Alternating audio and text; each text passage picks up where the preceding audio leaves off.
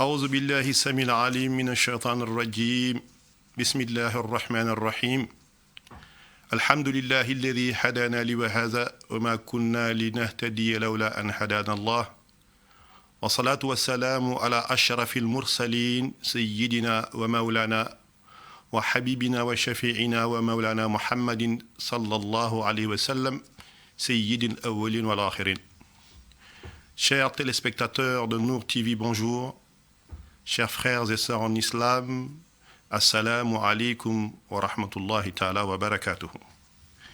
C'est avec un réel plaisir aujourd'hui qu'on se retrouve en commençant par rendre une grâce infinie au Seigneur des mondes, Allah subhanahu wa ta'ala, de nous avoir inspiré cette idée de mettre en place ce concept ou cette émission intitulée An-Nour, c'est-à-dire la lumière, qui vise à offrir à tous les serviteurs de Dieu, quelle que soit leur confession, les modalités et les instruments qui leur permettent de vivre dans la vérité du Seigneur, de vivre selon les préceptes édictés par le Seigneur, afin d'avoir une harmonie sociale, afin d'avoir un viatique dans leur adoration et afin de se réconcilier avec eux-mêmes.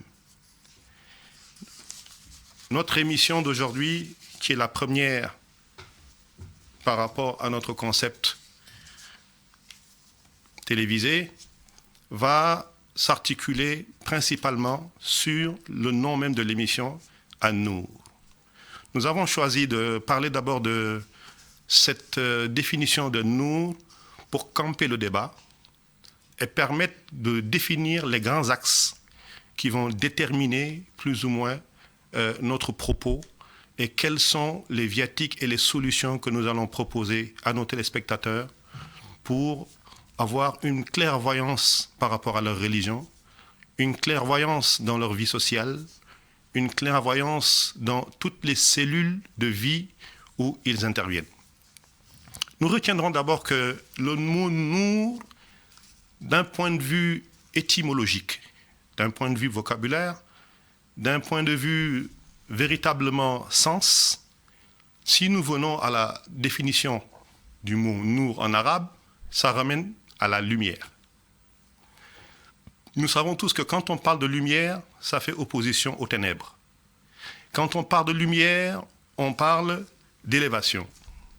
Quand on parle de lumière, on parle de la notion d'éclaircir ou de rendre visible un trajet, une trajectoire. Nous verrons qu'en arabe, le kalima nous a par démembrement influencé beaucoup de mots arabes, notamment le mot que nous utilisons pour définir la partie la plus élevée des mosquées, les minarets, sortent de mannar. Mannar, vous voyez, mannar, dedans il y a nour, il y a nour dedans. Alors, nous voyons qu'un minaret, ce qui le symbolise dans une mosquée, c'est sa partie ou son statut ou son aspect élevé, c'est de l'élévation. Cela veut dire que quand on parle de lumière, la destination qui est recherchée, c'est l'élévation. Alors, le nour aussi, dans sa définition arabe, va nous ramener à tout ce qui est apparent à vue d'œil, physique, c'est-à-dire la lumière physique. Donc, nous allons camper le débat dans le cadre de la définition de ce mot, hissi ou ma'nawi, c'est-à-dire, nous allons le camper d'un point de vue physique, la lumière comprise au point de vue physique. Nous allons aussi le camper d'un point de vue purement spirituel. La lumière au point de vue spirituel. Nous verrons que ici, sur le plan physique, Allah subhanahu wa ta'ala nous a gratifié d'éléments qui nous ramènent de la lumière d'un point de vue physique. Allah nous a créé le soleil, qui nous procure de la lumière. Mais la caractéristique du soleil, c'est qu'il est lumineux et il donne de la luminosité. Parce qu'il y a des éléments qui peuvent être lumineux, mais qui ne donnent pas de luminosité, c'est-à-dire qui n'éclaircissent pas. La lune, dans sa phase complète, nous donne de la luminosité complète. Et nous voyons que dans les différentes phases de progression de la Lune jusqu'à sa phase de complétude, nous fait penser à une dimension graduelle de la lumière. Nous pouvons y parler, nous en reparlerons après.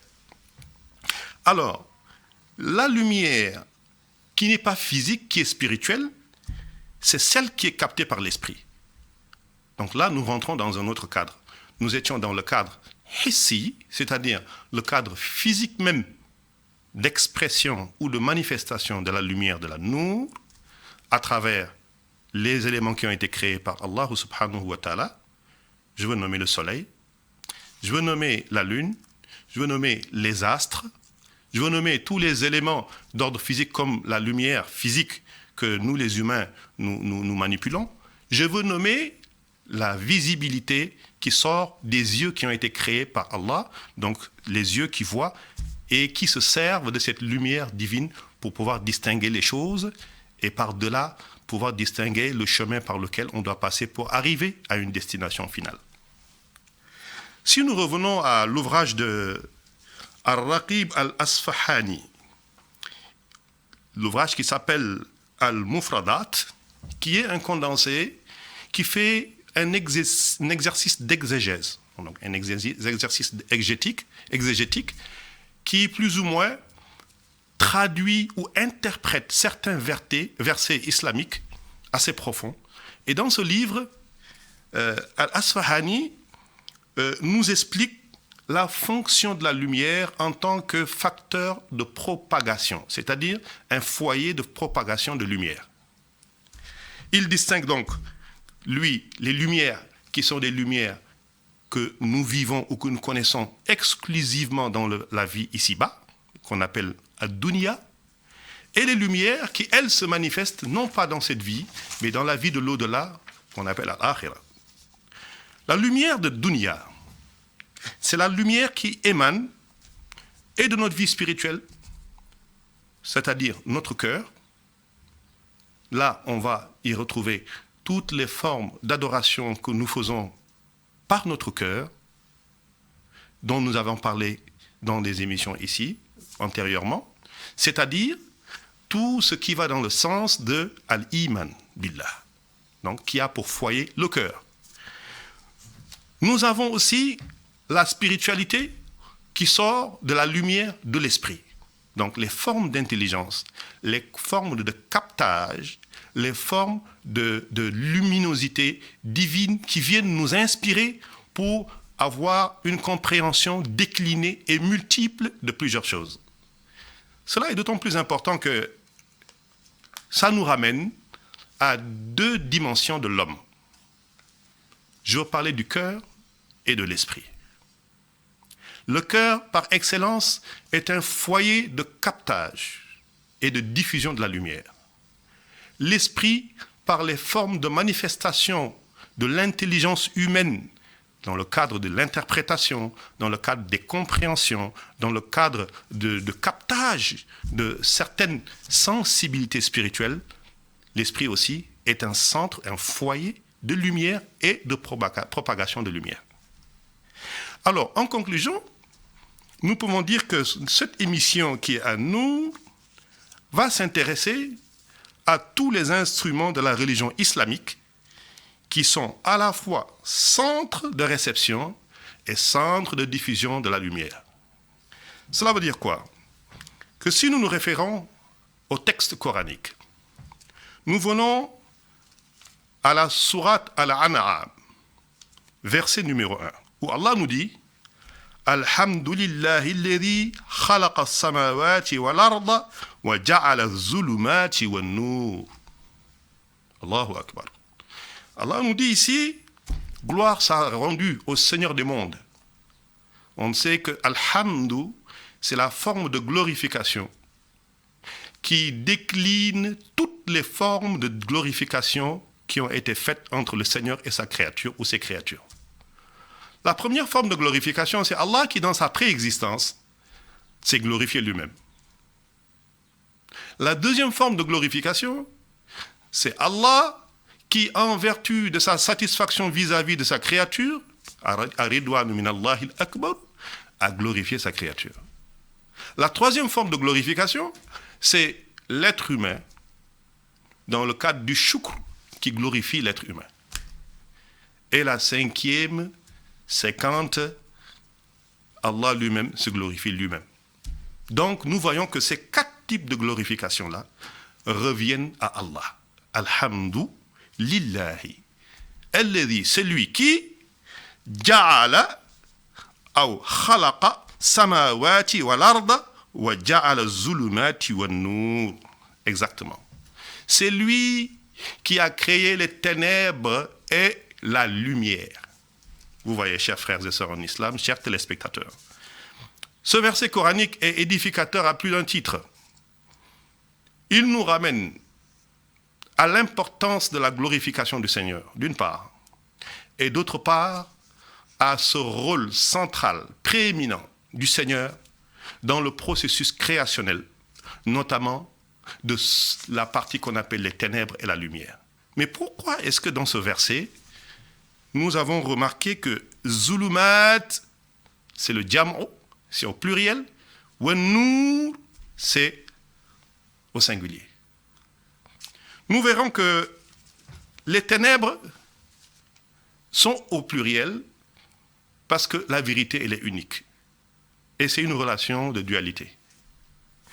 Nous verrons que Hissi, cette Nur qui est singulier, ici dans le verset, est décliné en plusieurs éléments. Premier élément, c'est le soleil, créature de Dieu. La lune, créature de Dieu. La lumière physique, créature de Dieu. Le jour, qui est l'opposé de la nuit, créature de Dieu. Tous ces éléments de créature ont un seul créateur, c'est Allah subhanahu wa ta'ala.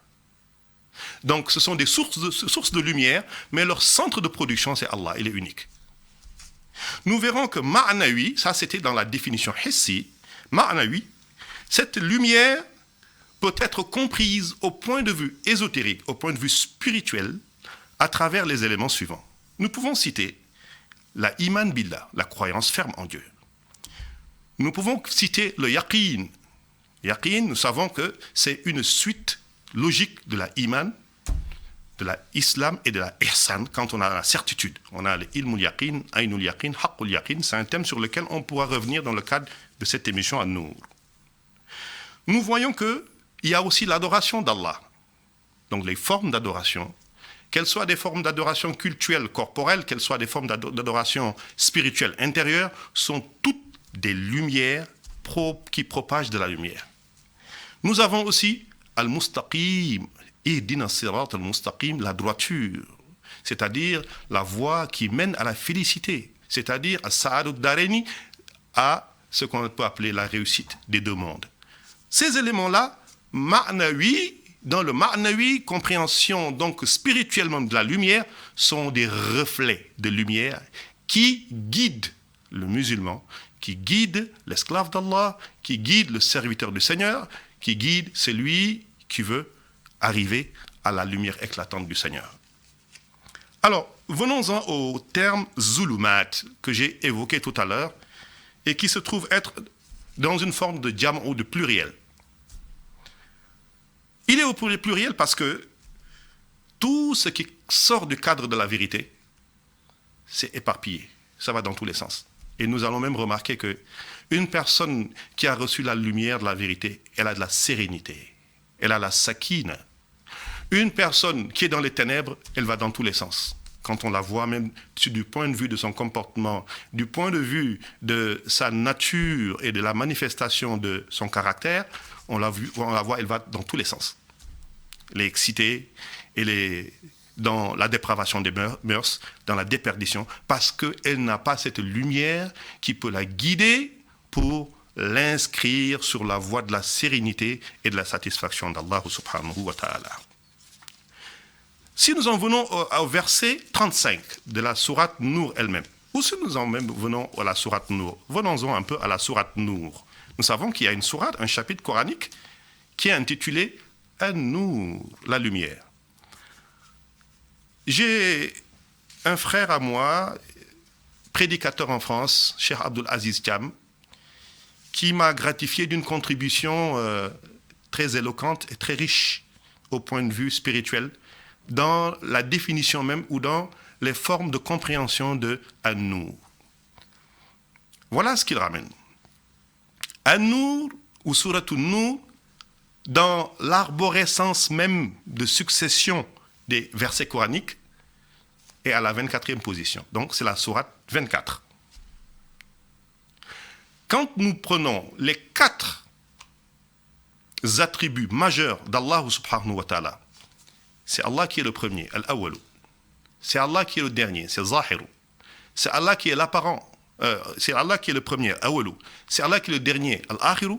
C'est Allah qui est l'apparent, Al-Zahiru. C'est Allah qui est le caché, Al-Batinu. Donc ce sont les 4. Ça nous ramène à d'autres réalités, les 4 saisons. Ça nous ramène au carré de l'existence, etc. Quand nous prenons ces 4 éléments-là, et que nous les combinons à la valeur numérique de Nour, Noun, Waw, Ra, nous savons que dans l'alphabet arabe, il y a une juxtaposition entre les valeurs numériques et le sens de citation des lettres, dans Alifun, Ba'un, Ta'un, jusqu'à Shinun. Chaque lettre a une valeur numérique. Alors, quand on en vient à la numérologie arabe, nous voyons que Nour, selon l'addition des 3 lettres dans leur poids mystique, spirituel et numérique, revient au chiffre 256. Donc, quand tu dis Nour, sa valeur numérique arabe, c'est 256. Quand nous prenons les 256 là, qu'on combine, qu'on multiplie aux 4 attributs principaux d'Allah subhanahu wa ta'ala, Awlu, Akhiru, Zahiru, Batinu, qui sont au nombre de 4, nous allons voir que ça va nous ramener à une valeur qui va nous ramener à la complétude du Coran. La valeur qui est trouvée va nous ramener à la complétude du Coran, que le Coran n'a rien laissé au hasard, et que le Coran aussi est le centre de lumière principale qui permet à l'adorateur, à l'esclave d'Allah, de savoir quel est le viatique par lequel passer pour avoir la réussite ici et dans l'au-delà. Toujours dans cette conception, nous voyons que le 24, qui est le numéro d'arrivée, du point de vue de la sourate, du chapitre dans le Coran, puisque à nous, c'est sourate 24. Nous vivons tous dans un cadre temporel journalier de 24 heures. Qu'est-ce que nous devons comprendre spirituellement au travers de ça? Pourquoi Nour est la 24e sourate? Pourquoi 24 représente les 24 heures que nous vivons dans la journée? Mais ça veut juste dire que Allah subhanahu wa ta'ala nous exhorte à insuffler chaque heure de notre vie de sa lumière. Comment? Par nos actes et par les actes de nos cœurs, donc les actes gestuels corporels et les actes du cœur. Venons-en. Comment peut-on profiter de la lumière divine, la lumière coranique, la lumière prophétique dans les 24 heures par cette compréhension de la sourate An-Nour dans l'aspect cultuel corporel? La prière en est une. C'est une source de lumière. Et c'est les membres du corps qui le font. Le jeûne, c'est l'organisme qui le fait. C'est une source de lumière. Aller à la Mecque, c'est un mouvement physique. C'est une source de lumière. C'est fait par le cœur. Donner la zakat, l'aumône légale musulmane chaque année, c'est un geste aussi qui est fait par le corps. Donc, c'est une source de lumière. Se purifier, que ce soit la grande purification ou la petite purification, ce sont des gestes qui sont faits par le corps. Donc, in extenso, c'est tous ces éléments-là qu'on peut inscrire dans le cadre de s'inspirer de la lumière divine dans les 24 heures, parce que ce sont des actes qui rythment notre vie spirituelle adorative. Venons-en au cœur. Au niveau du cœur, nous avons d'abord le fikru, c'est-à-dire le fait de méditer sur ton Seigneur, le fait de méditer sur ton sort, le fait de méditer sur ton comportement, ceux qui sont blâmables, que tu dois essayer d'améliorer, de méditer sur la vie future, de méditer sur ton avenir et sur ta famille, de méditer sur la véritable mission qui t'a amené sur terre, le fikr. Mais également, par-delà, la crainte d'Allah qui est intérieure, la croyance en Dieu qui est intérieure, l'esprit de partage qui est intérieur. Tous ces éléments d'ordre véritablement intérieur sont aussi des sources de lumière qui doivent rythmer l'homme ou la femme dans les 24 heures de vie. Donc, quand nous revenons au fait que la sourate Nour soit la 24e sourate dans le Coran, et quand on essaye in extenso de la décliner d'un point de vue de la compréhension spirituelle, nous pouvons en tirer ces fruits-là. Alors, revenons-en à ces 4 formes d'attributs d'Allah, que sont, il est le premier, Al-Awalu, il est le dernier, Al-Akhiru, il est l'apparent, Al-Zahiru, il est le caché, Al-Batinu. En quoi maintenant l'appropriation de ces éléments qui sont soit du cœur ou du corps dans le cadre de captage de ces luminosités coraniques, comment est-ce qu'ils vont aussi se manifester dans ces attributs d'Allah? Premièrement, quand on dit Allah il est Awal, ça veut dire que nous étions des âmes qui étaient dans la préexistence, avant même que la création ne voie le jour, nous étions des âmes dans la préexistence. Et ces âmes-là ont adoré le Seigneur avant de venir ici. Et c'est ce qui explique même ce pacte qu'on avait signé avec le Seigneur, que nous avons promis qu'une fois arrivés sur terre, nous nous engagerons dans son culte exclusif et que nous ne l'associerons à rien, qu'il est unique et que c'est lui seul notre maître et notre Dieu. Venons-en à son attribut, c'est lui le dernier. Cela signifie non pas l'adoration d'un point de vue du taklif, mais l'adoration du point de vue du tashrif. Venons-en à la zahiru. La zahiru, donc, c'est Allah qui est l'apparent. Tout ce que nous voyons, c'est sa lumière qui illumine ça. C'est qu'on l'adore dans sa forme apparente de jour. Nous l'adorons selon l'intelligibilité qu'il nous a offert dans cette vie. Et dans le batin également, dans sa face cachée, nous l'adorons parce que même si nous ne le voyons pas, lui, il nous voit. Voilà. Donc nous voyons que rien que dans la description ou la tentative de décrire ou de définir le mot An-Nur, nous avons de quoi proposer des viatiques, nous avons de quoi proposer des solutions, nous avons de quoi proposer des cheminements pour arriver à la vérité divine et par-delà mettre en place une vie qui est non seulement correcte ici, là-bas, mais également dans l'au-delà. Venons-en à la sourate toujours Nour, verset 35.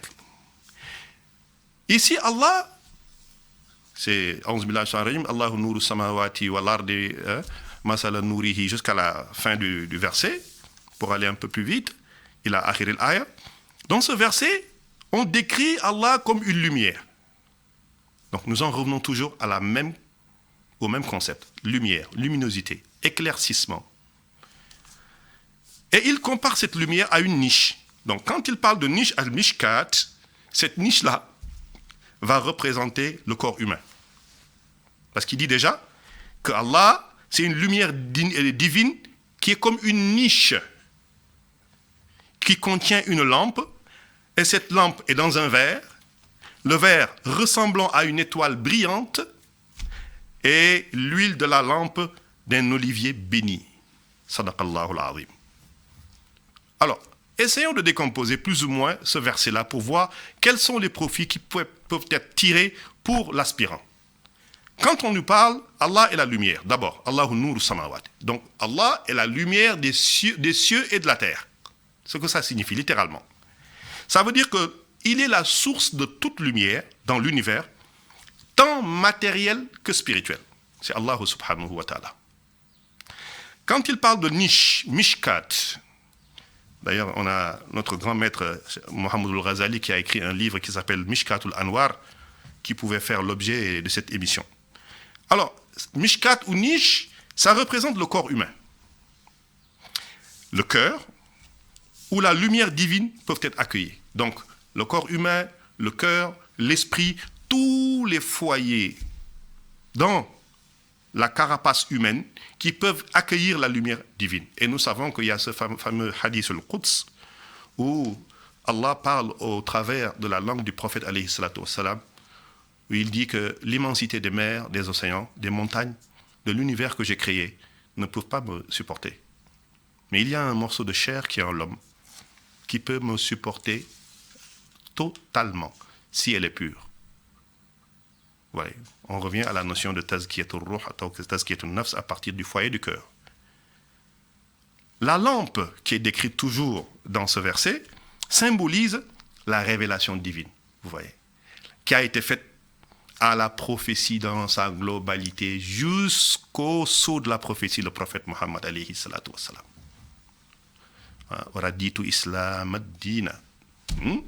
Donc cela veut dire que tous ceux qui ont été envoyés par le Seigneur, on ne peut pas tous les citer, mais en passant par Jésus, en passant par Abraham, en passant par Daoud, en passant par Yahya, Jean-Baptiste, en passant par Noé, Nuh, tous ces gens-là font partie de cette chaîne prophétique qui symbolise cette lampe qui sont venus éclairer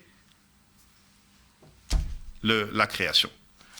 Donc cela veut dire que d'un point de vue global, notre émission va se proposer d'être une lumière pour toutes les créatures à partir des bases coraniques, des bases de la sunna et des bases du comportement et des interprétations des grands connaisseurs. Parce que ati'ullaha wa ati'ur rasoula ulil amri minkum. Chers téléspectateurs, nous savons que ce sujet est tellement vaste qu'il ne saurait être interprété dans une trentaine, voire trois quarts d'heure. Ceci étant dit, nous considérons que les grands axes ont été déjà décrits pour toute personne avide de Dieu, toute personne qui veut de la haute spiritualité. Nous nous proposons humblement, à partir des sources coraniques et de la source prophétique, de cheminer ensemble dans cette nouvelle émission pour avoir la droiture et gagner la réussite dans les deux mondes. Wa ma zalika ala Allah bi aziz. Assalamu alaikum wa rahmatullahi ta'ala wa barakatuh.